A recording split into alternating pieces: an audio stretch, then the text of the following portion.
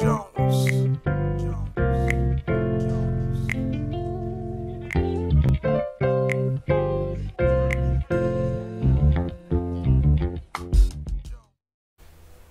Bonjour à tous, c'est une joie de vous retrouver encore une fois de plus dans un nouvel épisode de Sa parole et moi. La semaine dernière, j'ai démarré avec vous une nouvelle thématique, Dieu dans mon travail. Et je vais poser avec vous deux fondements qui, pour moi, sont très importants. Une fois qu'elles sont intégrées, elles nous permettent d'aller beaucoup plus de l'avant et de bâtir au-dessus. Nous passons la plupart de notre vie à travailler. Quand on est enfant, au travail des études, à l'école, au lycée, ensuite à l'université, ensuite on fait des contrats d'alternance, parfois on fait des jobs à gauche et à droite, après on commence à avoir une carrière, après on va à la retraite. Peu importe les saisons de notre vie, on travaille. Et parfois on travaille trop, parfois on ne travaille pas assez. Et donc c'est important de venir voir les principes bibliques du travail. Le premier, c'est que tout ce que je fais peut être considéré comme un travail. On n'a pas besoin de compartimenter notre vie, mais il faut se dire que tout ce qu'on fait a un but en particulier. Et le meilleur moyen d'être réellement épanoui en faisant cela, c'est de tout faire pour la gloire de Dieu. Que ce soit qu'on mange, que ce soit qu'on boive, que ce soit qu'on danse, que ce soit à l'église ou à l'extérieur de l'église, tout ce qu'on fait est un travail. Et si on le fait pour la gloire de Dieu, alors on place Dieu dans le bon ordre des choses. Et nous sommes réellement épanouis. Aujourd'hui, j'aborde un autre sujet dans cette série. Je l'ai intitulé « Bon ou mauvais travail ». Y a-t-il un bon et un mauvais travail? Lisez avec moi Romains chapitre 12, du verset 6 au verset 8.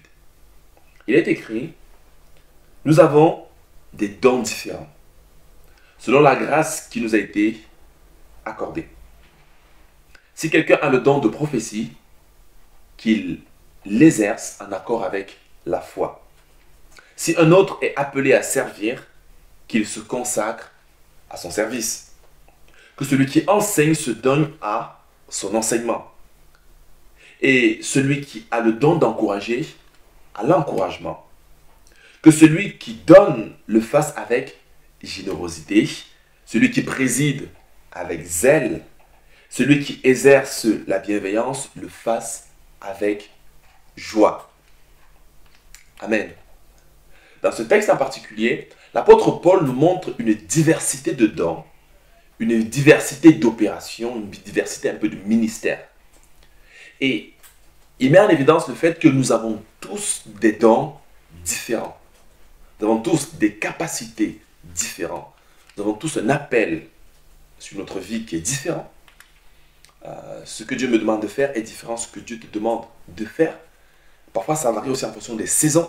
Nous avons des saisons de vie qui sont différentes. Et donc, quand on en vient à la question du travail, y a-t-il un bon ou un mauvais travail? Est-ce que si je suis diplômé d'une grande école, renommée, avec un grand salaire qui me permet d'avoir ce que je veux, est-ce que cela veut dire que j'ai réussi?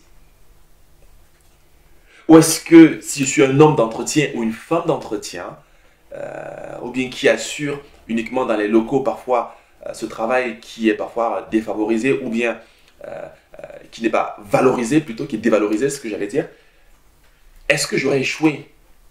Est-ce que si je ne réussis pas mes études, si je ne suis pas premier et je n'atteins pas les grandes écoles, si je ne suis pas dans les métiers qui sont appréciés dans la société, est-ce que cela veut dire que j'aurais échoué? Est-ce que c'est un bon ou un mauvais travail? Est-ce que si je gagne 10 000 euros par mois, ça veut dire que je suis un très bon travail et que j'ai réussi ma vie? Ou est-ce que si je gagne 1 200 euros le SMIC ou un peu moins même, est-ce que ça veut dire que j'ai échoué ma vie? Est-ce que si je vais toujours travailler en costume, est-ce que c'est parce que je suis bien et que la société m'apprécie tel que je suis, parce que j'ai des signes apparents de réussite? Est-ce que si je fais un emploi qui touche les hautes sphères de la société, qui rencontre les chefs d'État et qui touche des millions de personnes, est-ce que c'est en faisant cela que j'ai réussi?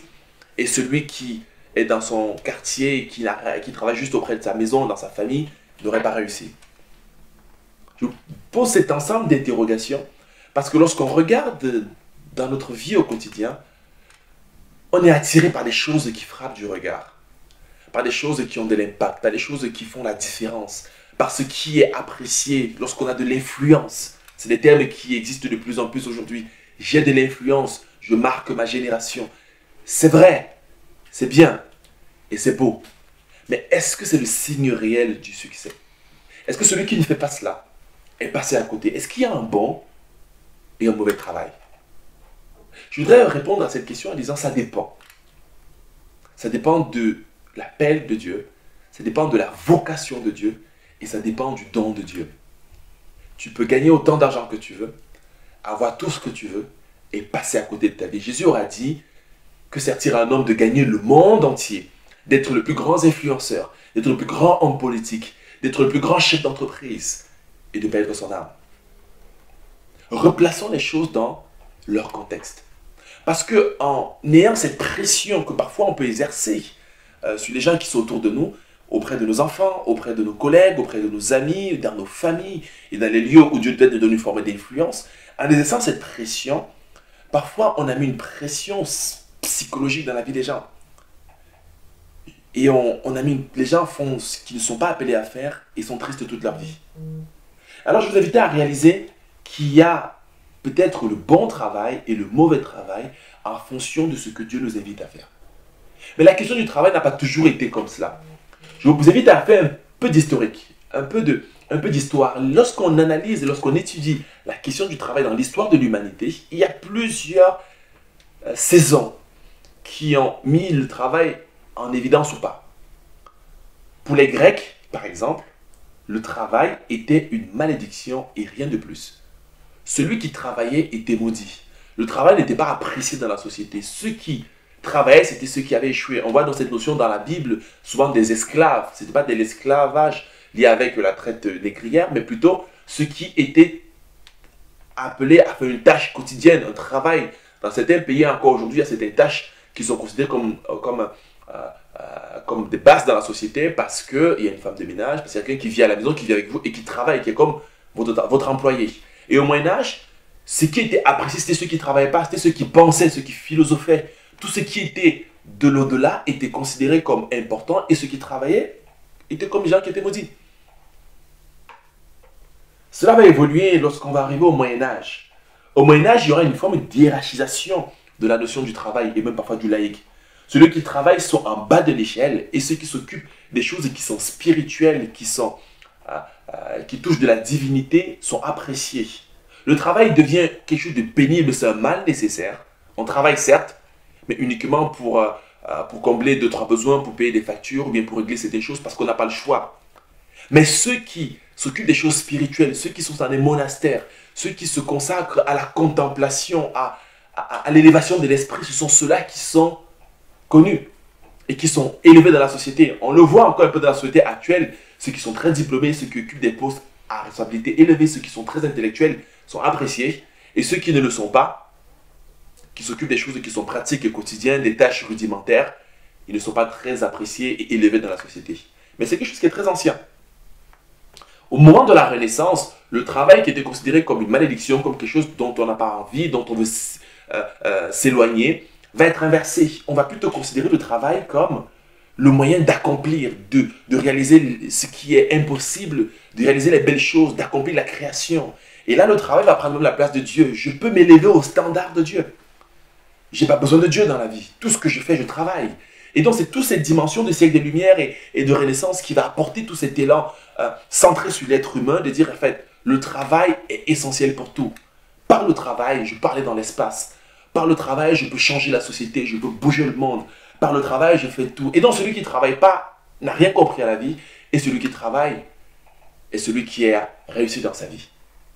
Au point où aujourd'hui, celui qui ne travaille pas, on est défini par ce qu'on fait dans la vie. Regardez la première chose qu'on pose la question. Comment tu t'appelles? Qu'est-ce que tu fais dans la vie?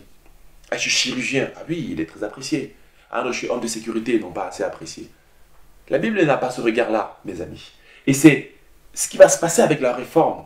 Luther, qui a été moine et qui a vécu dans un monastère et qui a essayé à tout prix de se rapprocher de cette notion d'élitisme dont le travail spirituel est au-dessus du travail séculier, va apporter une notion différente, celle de la vocation de Dieu. Il dit, nous sommes tous appelés à aimer Dieu et à aimer notre prochain. Et dans ce sens-là, il dit, chaque être humain a une vocation, soit dans sa famille, soit dans son travail, en tant que citoyen, en tant qu'homme religieux. Il va essayer de remettre un peu chacun sur le même pied d'égalité. Et on retrouve un peu cela dans la pensée de l'apôtre Paul. Il dit, nous avons tous des dons différents. Que celui qui a le don de prophétie, qu'il l'exerce en accord avec la foi. Que celui qui est appelé à servir, qu'il serve. Que celui qui est appelé à enseigner, qu'il enseigne. Que celui qui est appelé à encourager, qu'il encourage. Que celui qui est appelé à donner, qu'il donne. Que celui qui est appelé à s'occuper des enfants, s'occupe des enfants. Que celui qui est appelé à s'occuper de sa famille, s'occupe de sa famille. Que celui qui veut faire des études dans la finance, qu'il fasse, qu'il travaille dans la finance. Que celui qui veut travailler dans la chirurgie, qu'il fasse. Mais qu'il le fasse en se donnant le meilleur qu'il soit, le meilleur possible. Alors ça nous amène à réaliser une chose très importante, c'est que nous avons tous un appel différent, nous avons tous une vocation différente. Et parfois nous courons et nous avançons, non pas en fonction de notre appel et la vocation que Dieu nous invite à accomplir, mais nous faisons des choix en fonction du porte-monnaie, en fonction du salaire, en fonction de comment on sera perçu dans la société, et non pas en fonction de notre personnalité et de notre appel. Le meilleur endroit au monde, mes amis, ce n'est pas là où on gagne plus. C'est là où Dieu nous attend. Le travail et le bon travail, ce n'est pas le travail forcément qui plaira aux autres, mais c'est celui qui plaira à Dieu. J'avais une conversation à cela quelques jours avec mon épouse et elle disait, je trouvais de manière très brave, de dire que l'un de ses ministères, c'est de s'occuper de ses enfants et de son mari en ce moment. C'est la saison que Dieu lui a donnée pour le faire. Et ce n'est pas un travail évident parce que je ne suis pas facile à vivre, moi. Avec tous les projets que j'ai en tête, avec toutes les activités dans lesquelles je suis impliqué, c'est un ministère que Dieu lui confie. De s'occuper de ses enfants. Alors certains pourraient vouloir que fais ceci, fais cela, mais non. Et même elle pourrait avoir envie de faire quelque chose, mais il y a un appel que Dieu donne à chacun. Dieu pourrait me dire, Cyril, je voudrais que tu travailles. Et je dis non, le meilleur endroit au monde, ce n'est pas ce qu'imposent les autres, mais c'est ce que Dieu nous appelle à faire. Si Dieu m'appelle à présider, je dois présider. Si Dieu m'appelle à chanter, je dois chanter, ce n'est pas mon appel. Si Dieu m'appelle à faire quelque chose, je dois le faire en intégrant ces réalités-là et en intégrant les principes de Dieu. Alors ça nous amène à plusieurs réalités. La première, c'est honorer le travail de chacun. Il n'y a pas de bon ni de mauvais travail. Il y a la vocation de Dieu pour notre vie. Acceptons-la et respectons-la. Respectez l'homme ou la femme qui fait le ménage, le coursier, le taxi, l'infirmier, le politique. Respectons son travail. C'est important et apprécions-le. Encourageons-le dans ce que Dieu l'appelle à faire. La deuxième réalité, c'est ne choisissons pas uniquement le travail en fonction de ce que les autres nous donnent et ce que les autres nous montrent. N'acceptons pas un travail uniquement sur la base du salaire. C'est important la notion du salaire, mais ce n'est pas la seule question.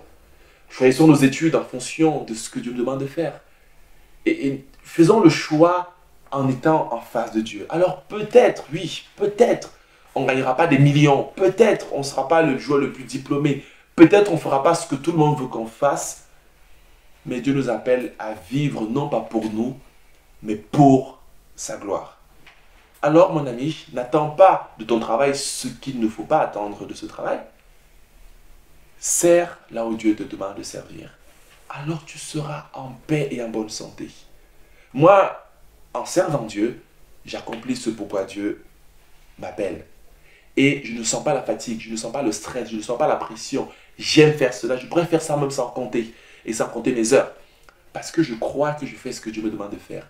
Et du coup, je suis épanoui. Ma prière, c'est que tu sois épanoui dans tes études, dans ton travail et dans ce que Dieu t'appelle à faire. Que Dieu te bénisse et qu'il te permette de vivre le bon travail qu'il a préparé d'avance pour toi. À très bientôt pour un nouvel épisode.